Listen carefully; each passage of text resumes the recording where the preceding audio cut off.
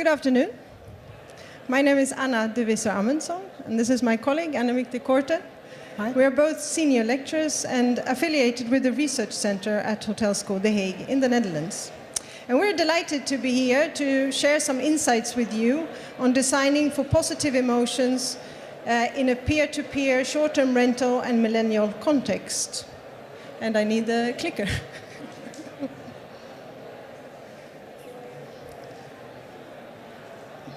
Before we start, though, let me tell you a personal story.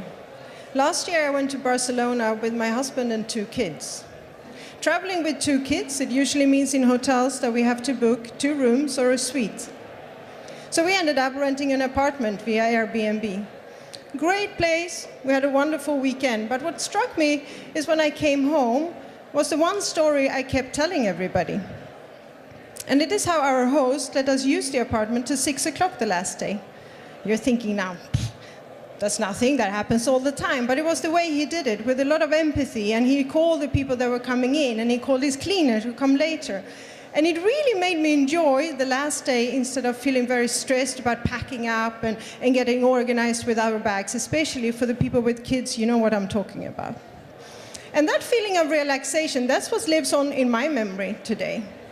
So let me ask you, with which emotions do you send your customers away? Maybe you think back about relaxation that I do, or maybe you experience joy or amusement, or maybe you received kindness of others that we did as well, or maybe you look back now on your stay with a lot of energy, that it gave you a lot of energy. In fact, academics identify a range of positive emotions. And the chance that you experienced one of these positive emotions is quite large, especially if your trip was a positive one. So now you're asking probably, why is this relevant? Well, in hospitality businesses and in businesses in general, we focus on 1 or 2 emotions. Satisfaction, and in some instances, we look at customer delight. And what happens then is that it becomes a constant treadmill of having to give more and do more. Without really knowing, for example, we can give a free drink or a complimentary upgrade, but we don't really know how these extras that we provide, which cost a lot of money, how they trigger and what type of emotions they trigger that actually live on in the memories of our guests. And in a market with fierce and global competition, providing great services and products is not enough. We know that. Thus, fine-graining customer emotions and building emotional ties become vital to create new value that goes beyond satisfying or trying to exceed customer needs. A new disrupting force, as we know, are peer-to-peer type of accommodation that have been able to provide unprecedented new value to our customers.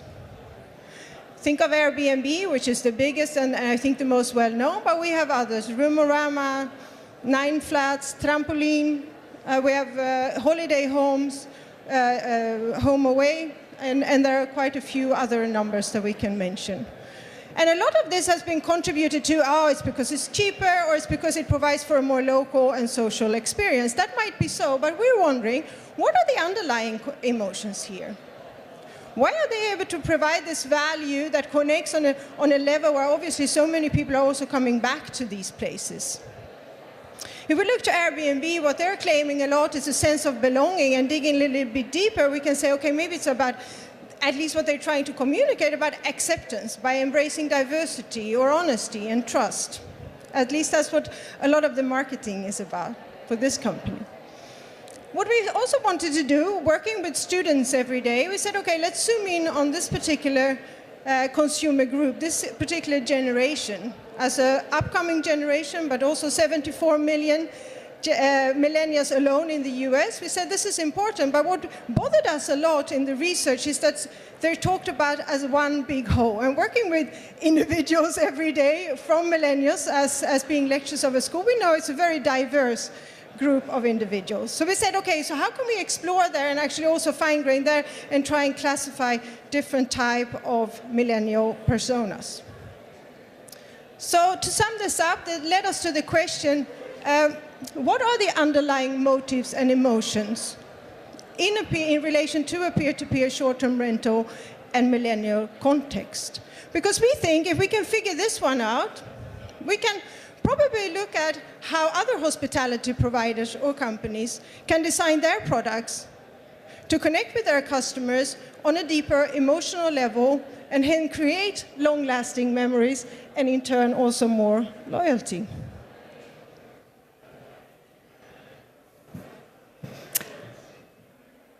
Without mentioning all the methods we use quite a lot of methods, and we also teach in a lot of topics and courses related to service design you may also be familiar with. The focus of this method is always on the empathy and in this case also the emotions driven. A lot of these methods we try to combine, and that is opposite of the more traditional approach of segmentation and design for all. So this is much more specific, looking at a customer approach. To look at millennials, we also said let's look at the context. Let's take a generation perspective as a broad perspective, understanding the times and the period of the signs of the times millennials grew up in. That's how they were raised. That's what formed them. That's what shaped them as a generation. That is the idea of taking a generation approach. And what we see is that they live in a world of high turmoil, uncertainty. There's a lot of change happening around them. Don't forget, they also went through the period of economic, financial, and also an ethical crisis since the 2008. So these trends are important to understand the signs of the times of this generation. Also, the social, our society is not as stable as it used to be, high individuality. And not last but not least, the coming of age of the internet, and they are actually the exponents of a digital age. So that is, for this generation, very relevant. And that also, we see a lot of this in travel and tourism. We know they communicate different, and a lot of research shows that they're really another type of traveler. And then keep in mind, not so much because of age. We don't talk about millennials in terms of age, but what we always emphasize, they did affect society, and we now have to look at a millennial state of mind, a millennial mindset, or a millennial lifestyle. So not on age, but based on, in the end, their generation affected a lot of things, and one of it close by is travel. They really they value experiences. They're willing to spend a lot of their budget on experience rather than buying goods.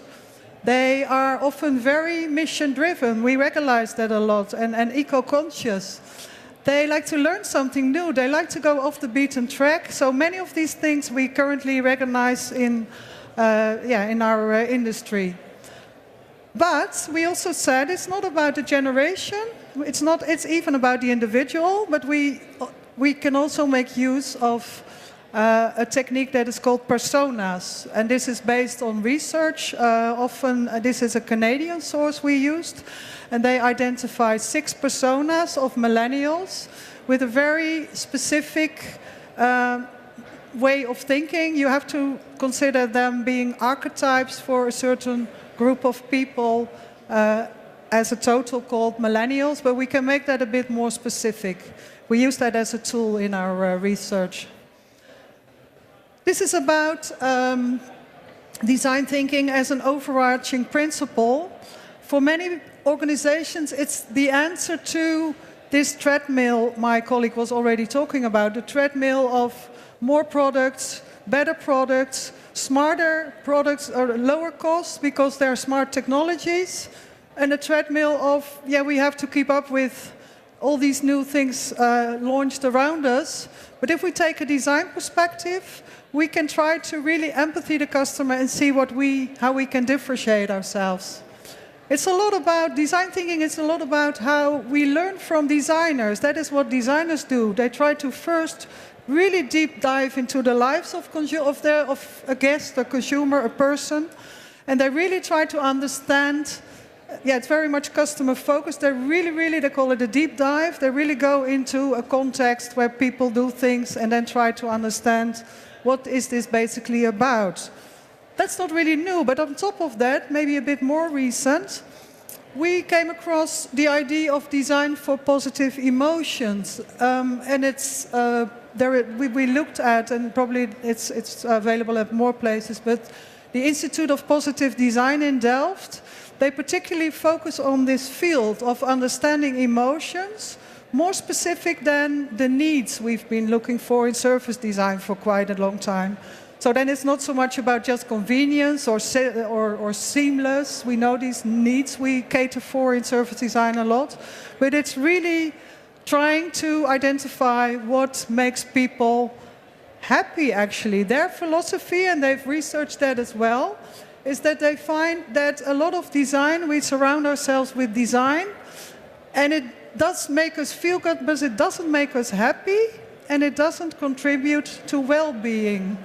And maybe you recognize that in the current times, there's a lot of examples also about the positive impact we would like to create. And design can contribute to that in trying to find out what does make us happy. So that angle we used in our research, and we used a couple of their validated tools that were very valuable for us. And one of the tools is they work with cards, and in order to communicate with cards, with customers or with persons about what are the emotions you felt, it's about granularity. It's defined in very clear and universal ways of putting your emotions into words. Of course, that's important. You can say, what did you feel? And you want to know whether the people mean the same thing if they say, I felt relaxation or maybe something else. So we made use of that tool. Oh, you do, yeah. Yeah. This is an overview of the study that we undertook.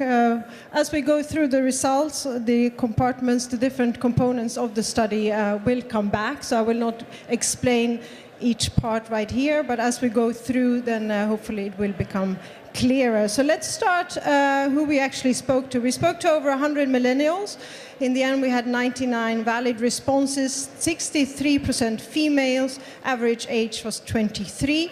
And to take part in our study, we had two qualifying questions. We said, have you recently stayed in a PSR or a private accommodation type? If the answer was yes, we asked, okay, was it a positive stay? And if the answer was yes, then we said, okay, now you're allowed to take part in our study. And the first thing that we asked them was, okay, so what type of PSR did you rent? And as we see here, 84% actually rented an entire place. This is completely consistent with findings from our colleague Jeroen Oskamp, who's here on Airbnb. What we find interesting is that it also applies to a younger audience.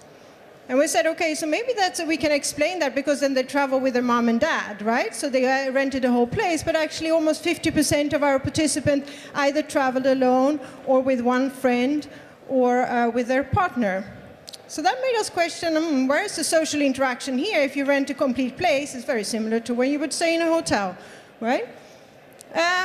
So to induce our respondents a bit more into, really get them to think about, okay, reflect back on this day now, what did it look like? And we used pictures again to help them to classify, what it actually looked like and what the interior of that place was. And to our surprise, they were quite able to actually identify the interior design style of the PSR. So we said, okay, now you've thought about it, you've also really thought about what it looked like, and you see yourself back in that place again. That's when we introduced the 25 positive emotion granularity cards that Annemieke was just talking about. So really depicting, as well as describing, defining what these 25 different emotions are. And now the results.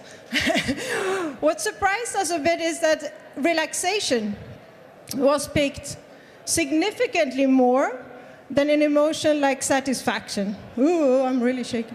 And then amusement, energized, and kindness were really emotions that came forward as well when they reflected back on their stay. We'll come back in a moment, and Annemieke will talk about this more in just a moment. But first, let's say we looked at what contributed. What were some attributes that contributed to these positive emotions, to this range of different positive emotions that you identified? And we looked at attributes that have been used previously in studies on Airbnb, such as the interior design, indeed. We looked at the location, if it was comparatively low cost, social interaction, so on and so forth. And again, the results were quite surprising. What we see is that the number one attribute contributing to these positive emotions were actually the interior design of the place. And we see that feeling like a local or comparatively low cost is extremely low. Number second, we see that location is very important, but we know that, so that's consistent also when people choose a hotel. And third, no, it is interesting, all the numbers are gone. Hey, no. Now, that comes up or not? Yeah, no. Does it come up? No. No. Interesting. No, this is supposed to be location. This is the interior design. And the third one is, if I remember right, this is the large space. So we'll have to get back to you with those slides, because obviously the text fell off. Oh, here we go. Very good. Takes some time. Patience. Yeah, patience. Yeah, that's a virtue, which I don't always have. But social interactions in third place, so it does come back. But as you can see, if we look at it from a statistical perspective, there is no significant difference here. 19, 17, 16. So the score very, very similar to the other attributes. So what did we learn from this? Obviously, when people are reflecting back, so not saying that it's not important, but we ask participants to reflect back on their stay, comparatively low cost and feeling like a local are not dominant drivers.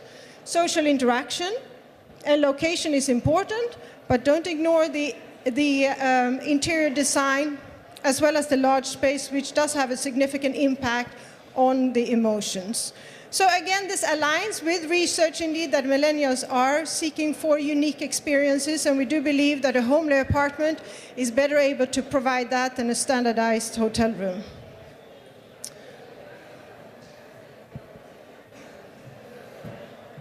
Thank you. So, indeed, we did ask which were the 5 emotions you can think of, as we just mentioned. That's what we asked our respondents. And then we asked them to rank them. And if we look at how they were ranked, you already saw the overview. So we did see relaxation really coming out clear. That was one of the most mentioned one.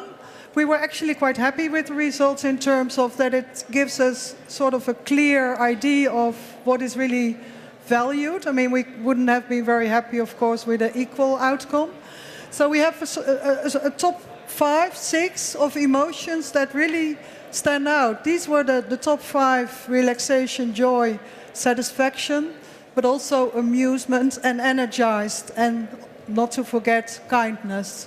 So the highest to lowest ranked, and then for each of them were they number 1, number 2, or number 3, or number 4, or number 5. So the subset of 5.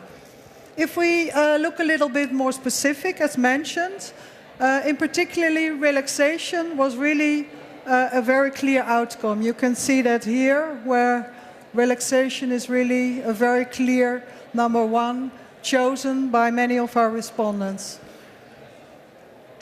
If we look at relaxation, we used the cards again from the Delft Institute, and it's actually the simple version of the definition is enjoying a moment without stress. So the easy to understand, we talked about an emotion, relaxation, no stress. The formal definition is to enjoy a calm state of being, free from mental or physical tension or concern. But the other one is a bit easier, no stress. Sorry? Okay. The second one, joy, the fun, the pleasure. And the third one, as already mentioned, satisfaction. So to actually get what you more or less expected. And here you see the examples of the tool we used. Then amusement and joy, they came out as second, as very clear results.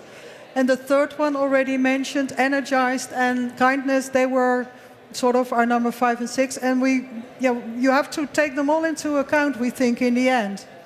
So amusement was pretty much about a state of humor or playfulness.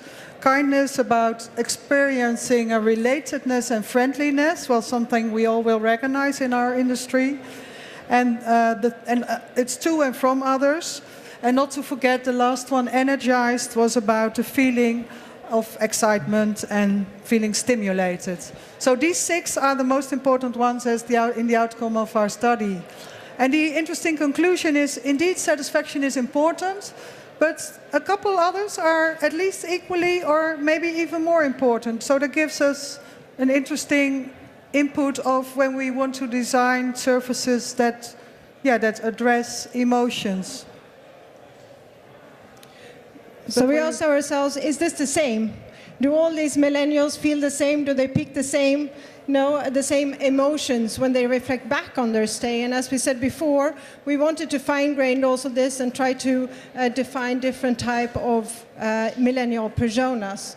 And if we look at the breakdown, what we had of our participants, we had 36% what we call achievers, 39% fireflies, 12% Stampeders, 8% Sparks, and 5% Simple Lifers. All fancy names, but as we go through, we'll explain who they are. The achievers are, where are you, Ellen? Oh, she just left. Anyways, there you are.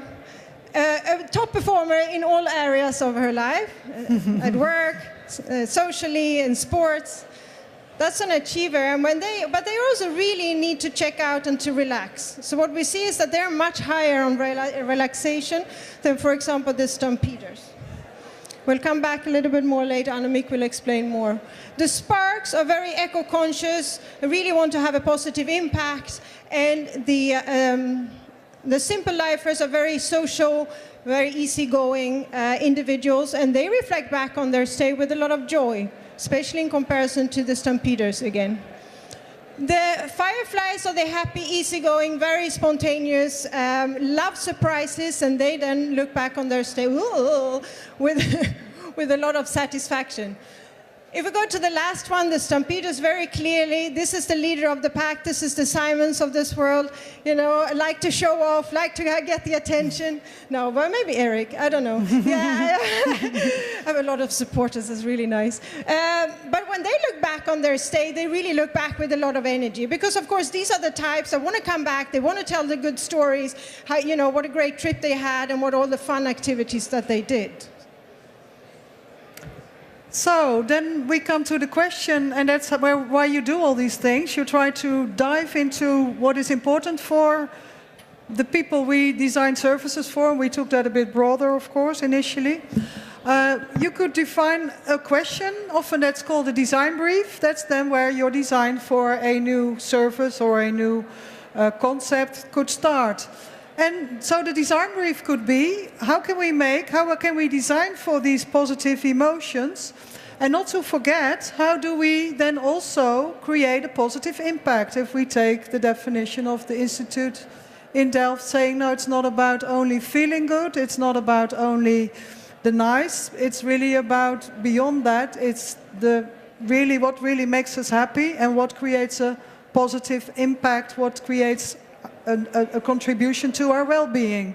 So that could be the starting point for designing services. And we want to make that a little bit more concrete with a couple of examples. We thought of examples, we have a number, but we will only give you one example for a couple of these personas.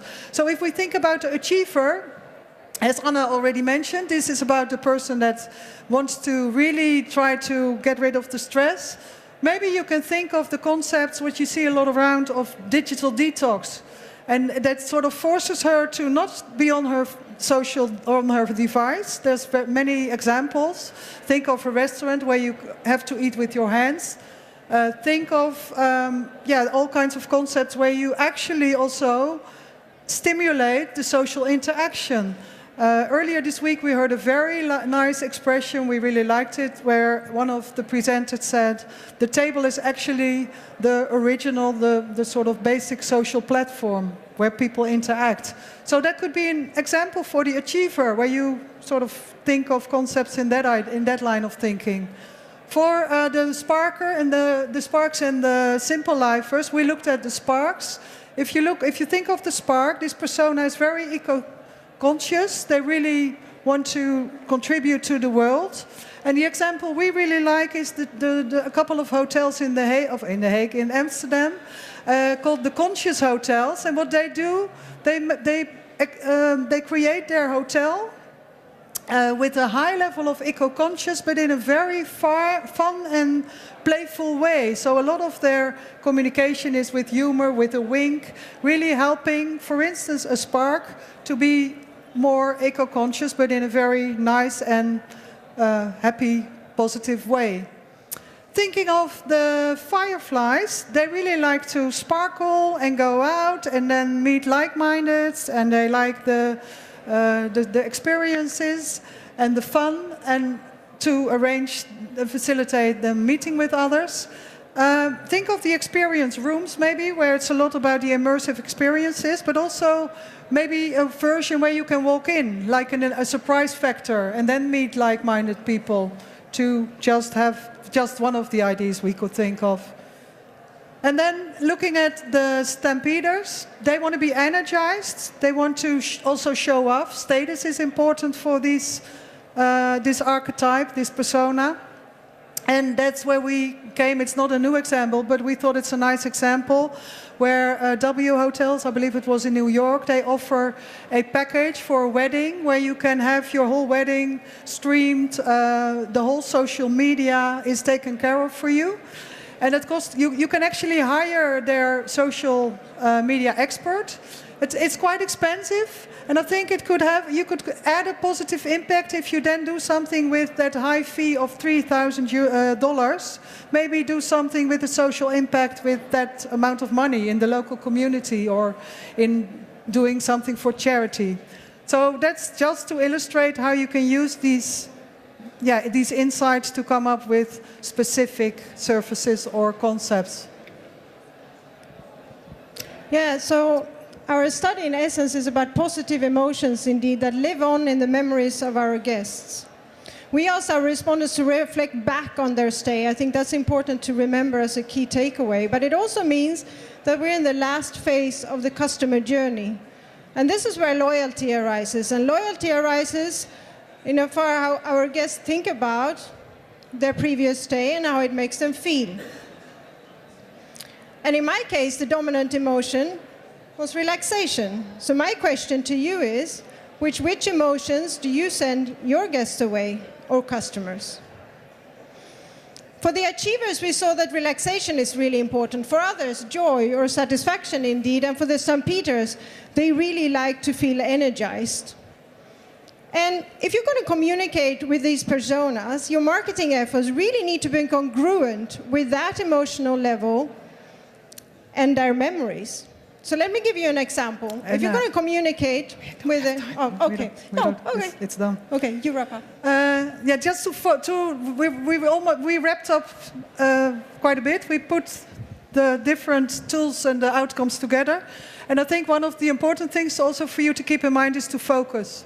A lot of successful concepts are really focused, are really not so much targeted, but really play that one emotion or that one insight you can think of that's really going to make a difference. And I think maybe to round off, we soon hope to see interesting new concepts you come up with that address these positive emotions or our positive emotions, and also create a positive impact.